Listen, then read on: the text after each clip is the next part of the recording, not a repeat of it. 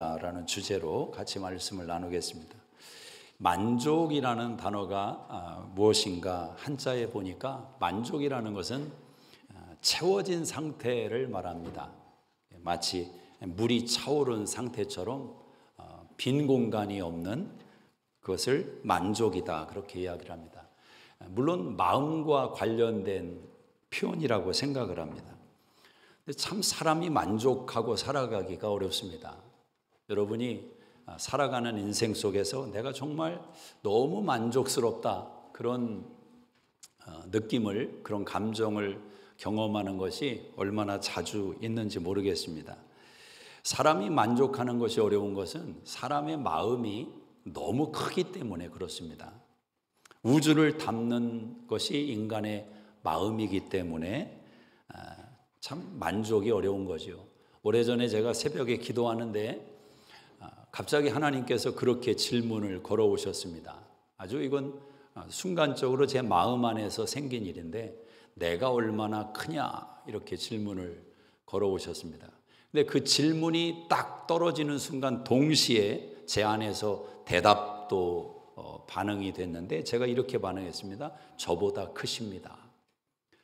하루 종일 그 대화를, 짧은 대화지만 그 대화를 묵상할 때 정말 대답을 잘했구나, 그리고 정답이다 생각을 했습니다.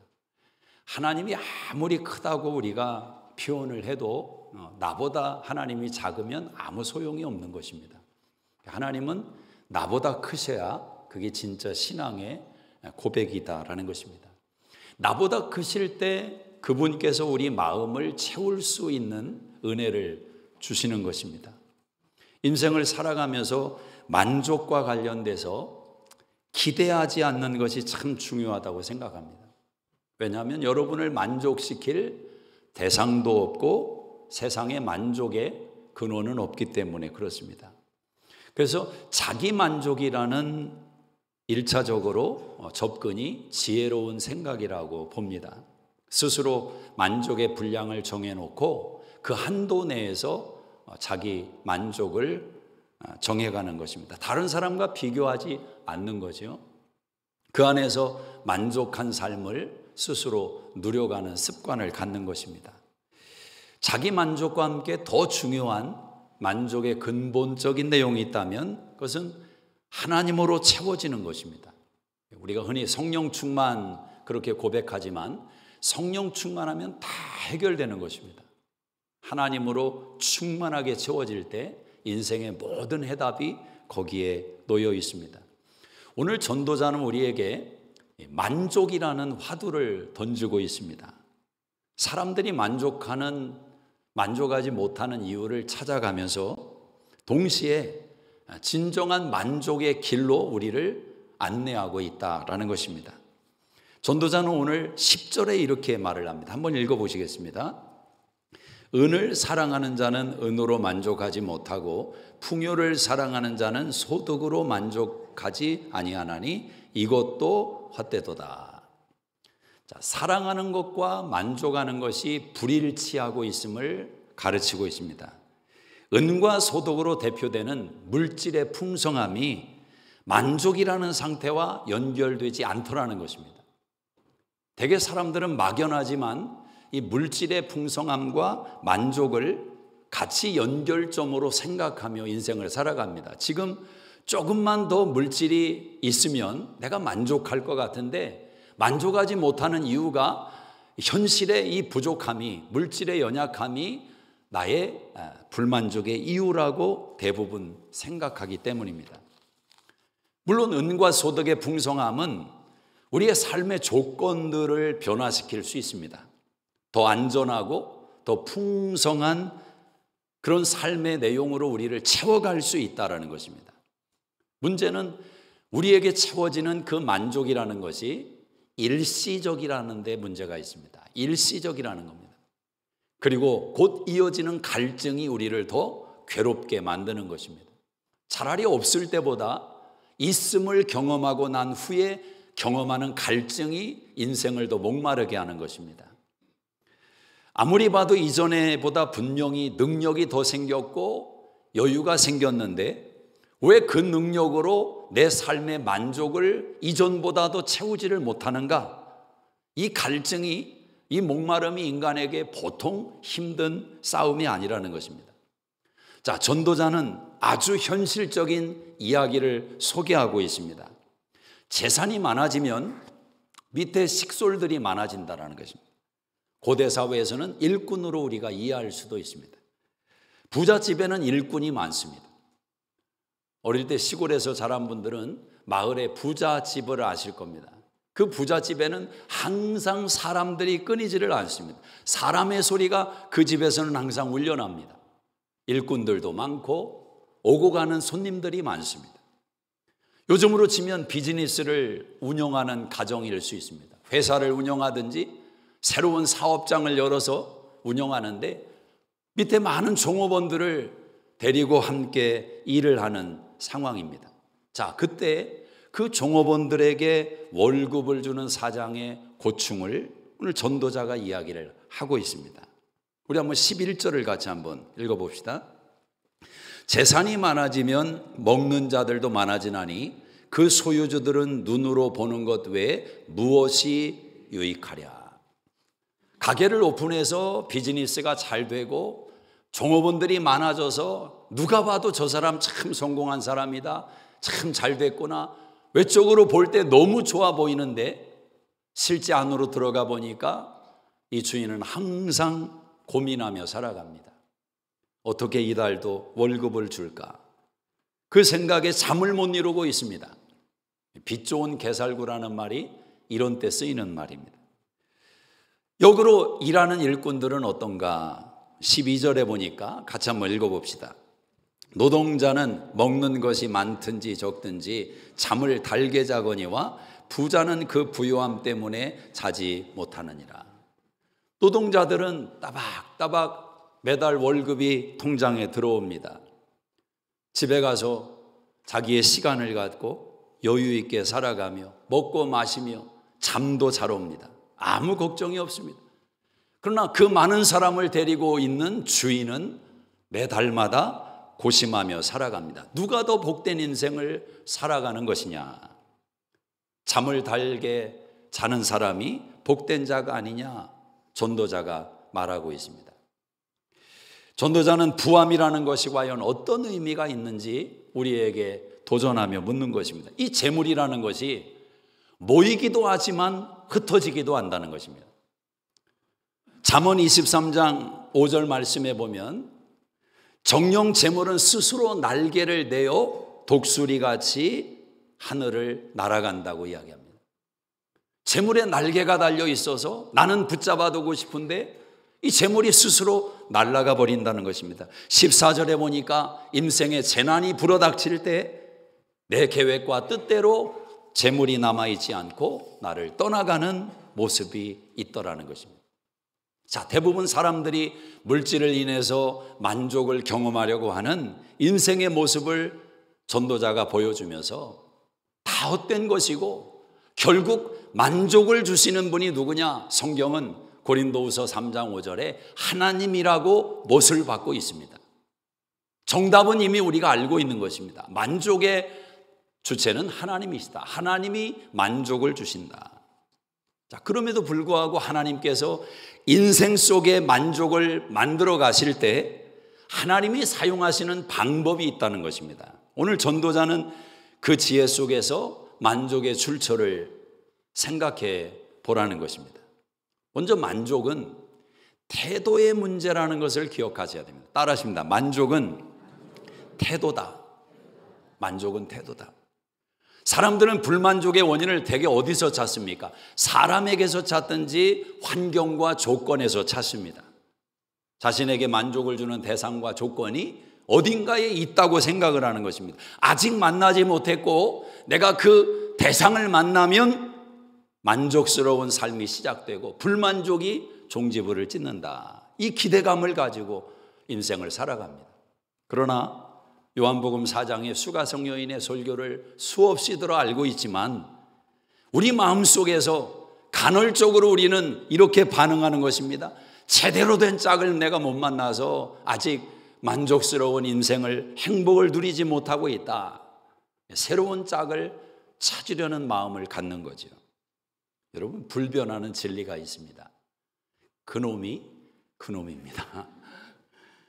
자신의 삶을, 불행을 사람에게서 찾는 것은 얼마나 어리석은 것입니까? 자, 회사 생활을 하면서 눈에 거슬리는 사람이 등장을 합니다.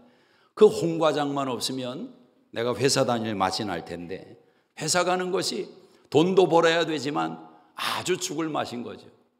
홍과장 때문에 그렇습니다. 근데 그 홍과장이 없어지면 황과장이 나옵니다. 부모를 잘못 만나 물려받은 것이 없음을 불행으로 생각한다면 그 사람은 빠져나올 수 없는 인생의 늪에 자기가 발을 들이고 있는 것입니다. 사람과 현실이 만족을 가져다 준다고 생각하면 불만족의 늪에서 헤어나올 수가 없습니다. 왜냐하면 만족은 조건이 해결해 주는 것이 아니기 때문입니다. 현실의 조건이 채워지기를 기다리지 말고 현실을 대하는 자신의 태도를 바꿔야 되는 것입니다. 만족은 거기에 있는 것입니다. 만족은 우리 자신의 태도에서 결정됩니다. 여러분, 사실은 감사하는 태도가 모든 것의 출발이어야 됩니다. 만족은 출발 지점으로 가면 우리에게 다시 눈을 뜨는 은혜를 베풀어 줍니다. 우리가 지나간 과거를 생각하면서 제가 늘 감사를 길어 올리라 여러분에게 말씀을 드렸습니다. 왜 과거 속에서 감사를 길어 올려야 되는지 아십니까? 과거로 가면 감사할 수밖에 없습니다. 그 출발점을 생각하면. 자, 15절을 한번 읽어보시기 바랍니다. 시작. 그가 모태에서 벌거벗고 나왔은즉 그가 나온 대로 돌아가고. 모태에서 황금덩이 붙들고 나온 사람이 없더라는 것입니다. 모태에서 땅 문서를 쥐고 부들부들 떨며 나온 인생이 없더라는 것입니다. 벌거벗어 나왔습니다. 아무것도 없이, nothing, 아무것도 없이. 그 출발 지점으로 돌아가면 지금 내가 소유하고 있고 내가 누리고 있는 삶의 자리가 감사라는 열매를 맺을 수밖에 없다라는 것입니다. 빈손으로 시작한 인생이기 때문에 그렇습니다. 처음을 생각하라는 것입니다. 처음을. 성경에 보면 요단강을 건널 때 하나님께서 이스라엘 백성들에게 요단강에 들어가서 돌멩이 하나씩 지파별로 가지고 나오라 명령을 합니다. 그리고 길갈이라는 곳에 그 돌로 탑을 쌓게 명령을 했습니다. 그리고 하나님 하시는 말씀이 너희 후손들에게 가르쳐라. 너희가 요단강을 어떻게 건넌지를 후손들에게 가르쳐라. 그 출발을 기억하라고 하나님이 말씀합니다. 그래야 하나님의 은혜 속에 붙들려 살아가기 때문에 그렇습니다. 감사가 있는 삶이 거기서 가능한 겁니다. 우리 성도님들 가운데도 자신의 삶의 감사가 마음으로 고백되는 분들이 많으시죠. 미국에 처음 왔을 때 출발을 기억합니다. 정말 아무것도 없이 왔는데 지금 현실 소유하고 있고 누리고 있는 환경을 바라볼 때 너무너무 감사한 거죠. 하루에 12번도 잠을 자다가 일어나서 감사하고 싶은 그 감사의 끈을 놓치지 않는 신앙인들이 있습니다. 만족은 거기에 있는 것입니다. 만족은 태도다라는 것. 또 만족은 질서의 문제입니다. 아주 이게 중요한 부분입니다. 만족은 질서의 문제입니다. 자, 전도서 기자는 만족을 이야기하면서 느닷없이 사랑을 이야기하고 있습니다. 은을 사랑하는 자, 풍요를 사랑하는 자, 사랑의 문제라는 것입니다. 자, 근데 성경은 돈을 사랑함이 일만하게 뿌리다. 디모데전서 6장 10절에 말씀합니다. 돈을 사랑한다는 것은 돈에 인격을 부여한다는 것입니다. 돈은 원래 인격이 없는데 내가 돈에 인격을 부여하면 어떤 문제가 생기느냐? 돈이 우리의 마음을 빼앗는 우상이 될 수 있다. 그래서 성경은 부자 되려고 하지 마라. 부자 되려는 자는 시험에 빠진다. 권면하고 있습니다. 오늘 전도자도 13절에 이렇게 말을 합니다. 한번 보시기 바랍니다. 13절 시작. 내가 해 아래에서 큰 배단되는 일이 있는 것을 보았나니 곧 소유주가 재물을 자기에게 해가 되도록 소유하는 것이라. 너무 많은 것을 소유하고 있으면 전도자가 볼 때 해 아래에서 under the sun, 해 아래에서 너무 많은 부를 소유하고 있는 건 자기에게 해가 된다. 해가 된다. 여러분, 너무 많은 것을 소유하고 있으면 해가 된대요, 전도자가. 왜 해가 됩니까? 아마 저는 욕심의 문제 때문이 아닐까 생각합니다. 재물은 끝을 모르는, 바닥을 모르는 저장 창고와 같습니다. 아무리 채워도 욕심의 끝이 없습니다. 없을 때보다 있을 때 욕심이 더 생깁니다. 여러분이 캐롤톤 땅을 다 가지고 있는 주인이다. 여러분이 평생 만족하며 살 것 같지만 옆에 플레노 땅이 눈에 가시처럼 들어오는 것입니다. 저걸 가져야 행복하지 캐롤톤으로는 만족을 못합니다. 사람의 욕심이 끝이 없습니다. 그래서 거기서 불러오는 불안과 염려가 태산을 쌓는 것입니다. 재물을 쌓음이 불러오는 부작용이 만만치가 않습니다. 오늘 17절을 한번 읽어보시기 바랍니다. 시작. 일평생을 어두운 데서 먹으며 많은 근심과 질병과 분노가 그에게 있느니라. 많은 재물 때문에 근심과 염려가 마음에 위장을 탈나게 만드는 거죠. 위장약을 먹지 않고는 살아갈 수가 없습니다. 왜? 이 많은 재물을 지켜야 되기 때문에. 또 그 재물을 쌓느라고 나중에 보니까 돈은 생겼는데 온몸에 여기저기 상처가 생기고 고장이 나고 삐꺼덕거리는 겁니다. 분노가 생겼습니다. 내 주변에 있는 사람들이 다 나를 은행 창고로 생각하는 것 같습니다. 인격적으로 다가오지를 않고 인간관계를 맺어도 나한테서 뭔가를 빼내려는 도적들로 사람들이 보이는 것입니다. 실제 손해도 입고 실제 피해도 경험을 합니다. 분노가 쌓이는 겁니다.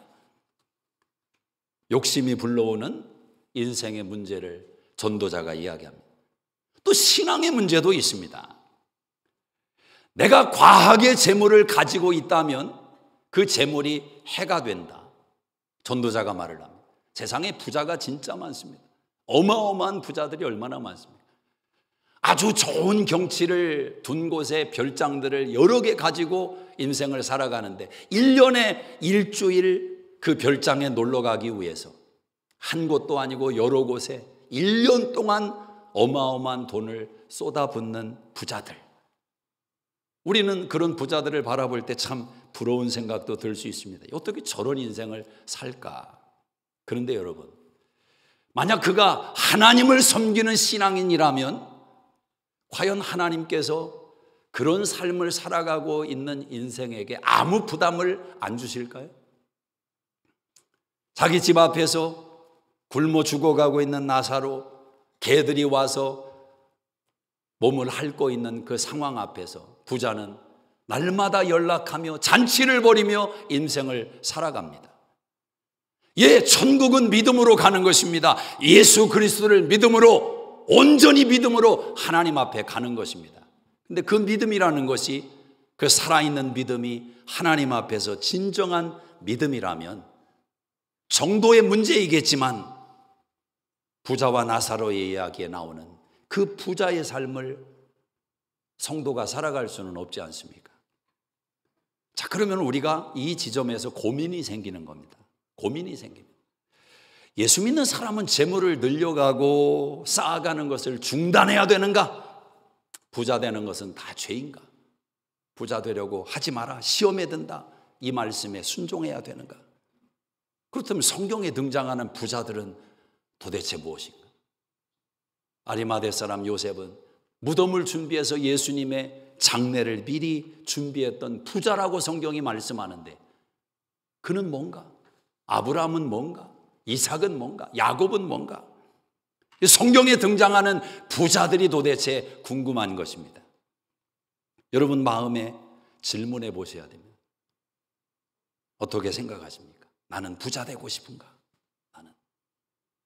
여러분을 거슬러서 여러분 자녀들을 생각해 보십시오. 여러분 자녀들이 부자로 인생을 살아가기를 원하십니까? 아유, 목사님 안 됩니다. 절대로 안 됩니다. 부자 되면 망합니다. 이런 생각이십니까? 이 참 간단한 생각이 아니지 않습니까? 왜냐하면 성경은 돈을 사랑함이 일만하게 뿌리다.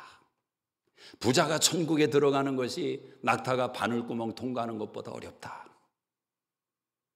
이 말씀 앞에 우리가 혼란이 일어납니다. 자, 이 문제를 좀 좁혀서 솔직히 마음에 질문해 보는 접근을 한번 해봅시다. 여러분은 지금보다 더 풍성해지기를 원하십니까? 여러분은 지금보다 물질을 사용함에 있어서 더 자유로워지기를 원하십니까? 어느 정도 어느까지인지 모르지만 주변의 사람들에게 더 많이 베풀고 나눌 수 있는 여유가 있도록, 자유가 있도록 여러분은 그런 삶을 원하십니까? 부자의 개념이 모호하지만, 얼만큼 가져야 부자라는 것이 개념이 모호하지만, 적어도 제가 몇 가지 말씀드린 내용들을 여러분이 마음속에 원하고 있다면, 그것이 부자라면 여러분은 그런 삶을 원하냐 말입니다. 누가 저에게 물어보면 저는 언제나 예스입니다. 저는 지금보다 더 나아지기를 원하고, 지금보다 물질에 있어 더 자유로워지기를 원하고, 할 수만 있다면 더 많이 나누며 베풀며 살 수 있는 믿음도 주어지고 역량도 주어지기를 원합니다. 여러분은 어떠십니까?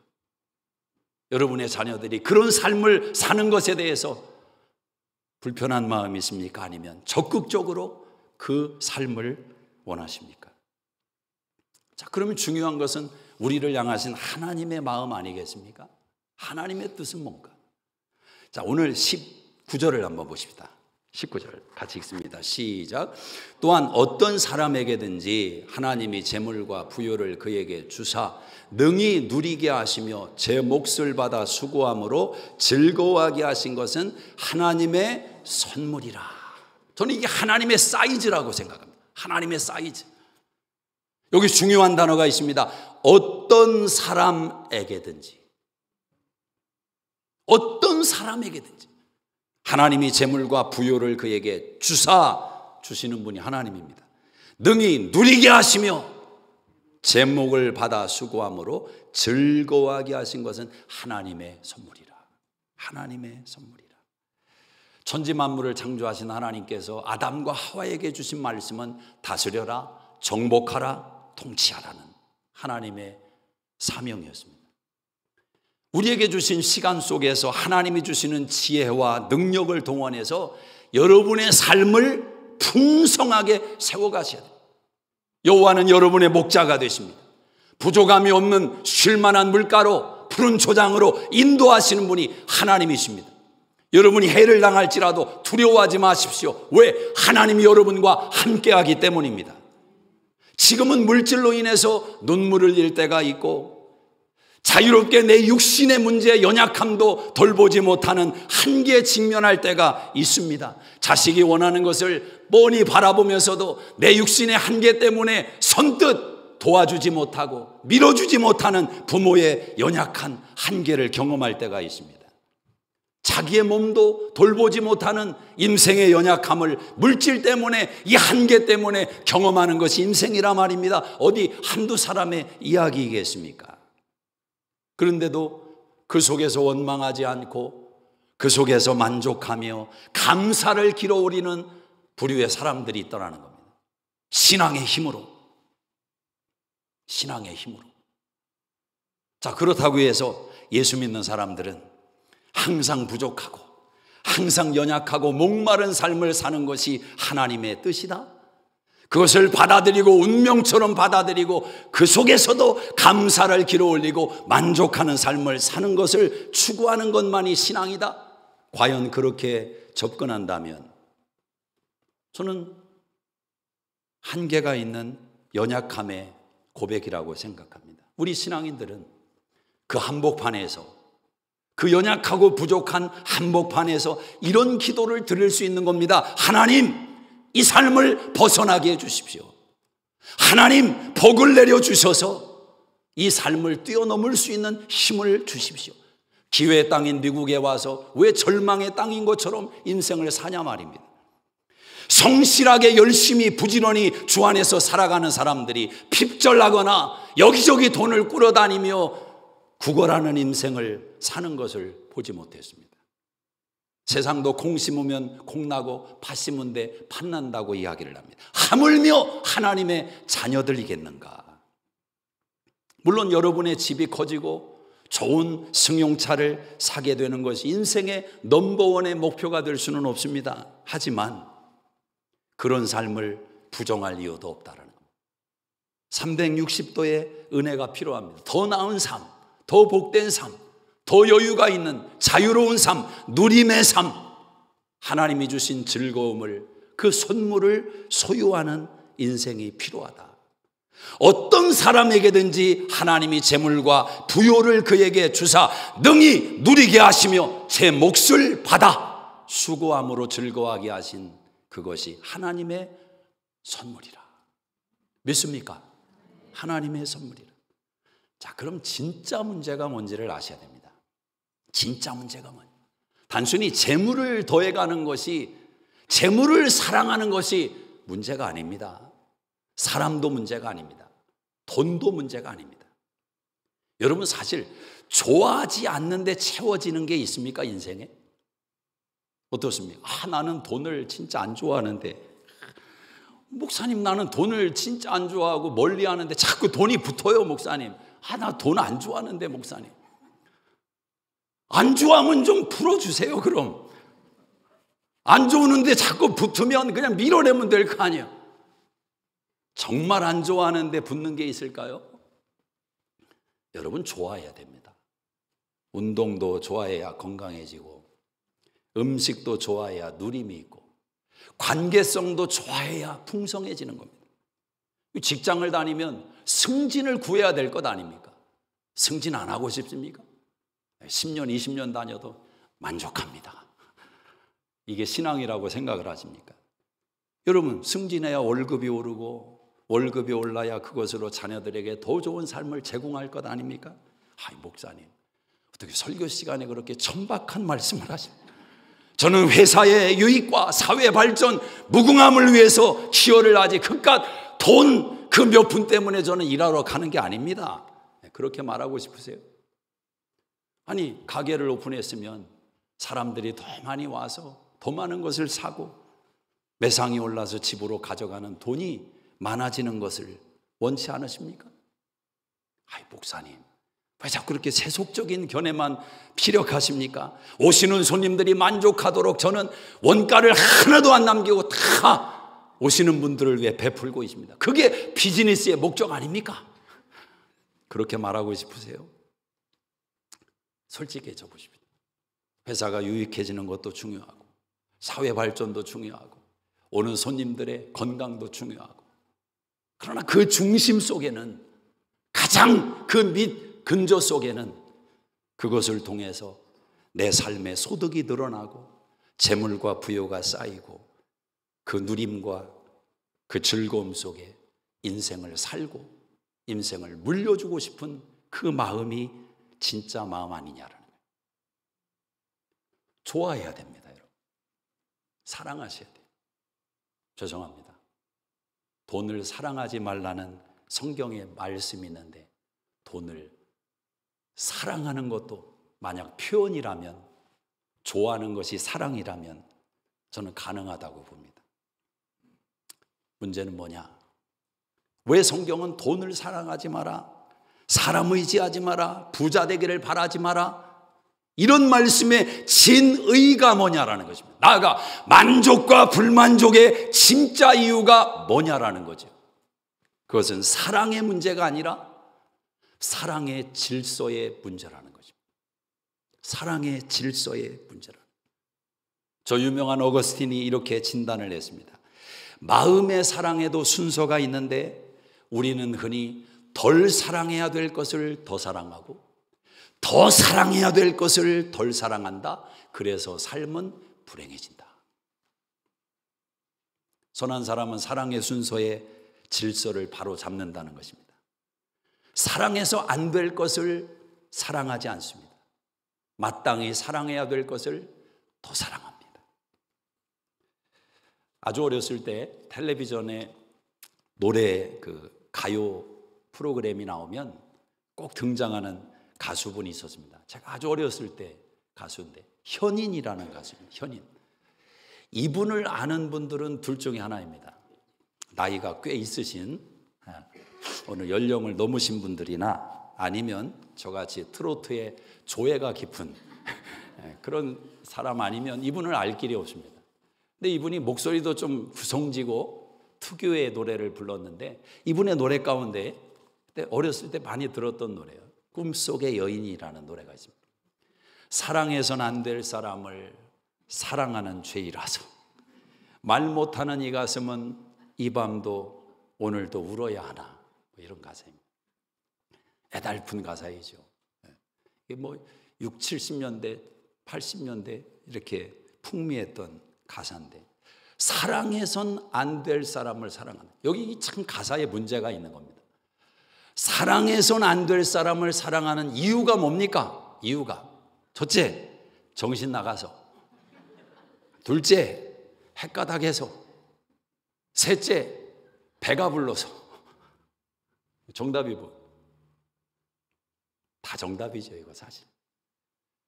진짜 정답은 이것입니다. 진짜 사랑해야 될 것을 사랑하지 않았기 때문입니다. 진짜 사랑해야 될 것을 사랑하지 않아서. 자신의 취미 생활을 가족보다 더 사랑하면 그 가정이 망가지는 것은 시간 문제일 뿐입니다. 내가 다니는 직장과 비즈니스를 가족보다 더 우선시 여기면, 더 사랑하면 그 가정도 삐거덕거릴 위험성이 많습니다. 근데 다 간단한 문제가 아닙니다. 왜? 내가 가족 위에 일하지 누구 위에 일하냐? 변명의 울타리가 우리의 사랑을 속일 때가 많기 때문에 그렇습니다. 정말 나는 누구를 위해서 살고 있는가? 누구를 위해 종을 울리는가? 깊이 생각해 봐야 되지 않습니까? 가족을 위해서 종을 울린다고 하는데, 그 가족들이 여러분의 결정과 선택 때문에 몸살을 앓고 있다면 지금 누구를 위해 종을 울리는 것입니까? 그럼에도 불구하고 주어진 삶 속에서 우리는 이 싸움을 계속 벌일 수밖에 없습니다. 신앙이냐 현실이냐, 만만하지가 않습니다. 우리 손에서 내던지고 살 수가 없습니다. 어느 하나를 포기할 수가 없습니다. 하나를 포기하는 순간 다른 하나가 또 무너지기 시작합니다. 내가 믿음이라고 정의하는 신앙이 삶의 자리가 없는, 현실이 없는 신앙으로 살 수 있더냐 말입니다. 산속에 들어가서 비만 맞아가면서 빗물 마시며 산나물 캐먹으면서 30년 40년을 살아냈노라. 나는 타락하지 않고 세상에 물들지 않고 살아냈노라. 그게 신앙이라고 볼 수 있습니까? 반대로 신앙은 현실에 파묻혀서 물질의 노예가 되어서 액세서리 정도로 유지하고 온통 시간과 에너지를 다 물질을 벌고 물질을 일으키는 데만 한평생을 살았다면 하나님 앞에 또한 그 인생이 어떤 평가를 받겠습니까? 우리는 한 손을 놓을 수 없는 이 신앙과 현실 속에서 비틀거리며 걸어가는 것입니다. 그런데 우리가 붙들고 있는 것으로 생각하지만 조금 지나면 하나님이 붙들고 있는 현실이라는 것을 깨닫게 되는 것입니다. 현실의 문제를 가지고 하나님을 찾습니다. 그 하나님이 우리를 만나 주십니다. 그때 우리는 조금씩 힘이 생기고 여유가 생깁니다. 어떤 힘이 생기느냐? 내가 붙들어야만 되고 붙들어야 하는 이 현실이라는 것을 조금씩 놓을 수 있는 힘이 생깁니다. 그리고 온 힘을 다해서 하나님을 붙드는 쪽으로 옮겨가기를 시작하는 겁니다. 조금 지나면 우리가 붙들고 있는 것을 아무리 힘을 줘도 붙들 수 없는 순간이 옵니다. 오늘 전도자가 고백하지 않습니까? 수고하여 얻은 것을 아무것도 자기 손에 가지고 가지 못하리니. 여러분 왜 수고하세요? 이것 때문에 수고하는 거잖아요. 잡으려고. 한때는 잡히더라고요, 이게. 그죠? 잡힙니다. 많이 잡은 사람도 있고 좀 적은 사람도 있고 이거 더 잡으려고. 근데 오늘 전도자가 말을 합니다. 그렇게 수고해서 붙들어 놓은 것이 내가 어느 순간 끝까지 잡을 줄 알았는데 내 손에서 빠져나가더라는 거예요. 잡을 수가 없어요. 그때 어떻게 하시겠습니까? 이 날이 오는데 우리 하나님은 우리 힘으로 잡는 게 아닙니다. 우리 손으로 잡는 게 아니에요. 마음으로. 내 손에 힘이 다 빠져서 모든 것이 내게서 떠나가는 그 순간에도 우리의 마음은 하나님을 더 붙들 수가 있습니다. 하나님을 더 사랑할 수가 있습니다. 거기에 만족이 있는 것입니다. 기도하겠습니다.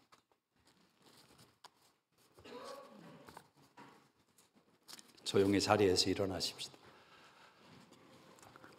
여러분의 삶에 감사가 식었다면, 만족이 갈증으로만 여겨진다면 오늘 여러분의 마음에 질문해 보셔야 됩니다. 하나님을 사랑하십니까?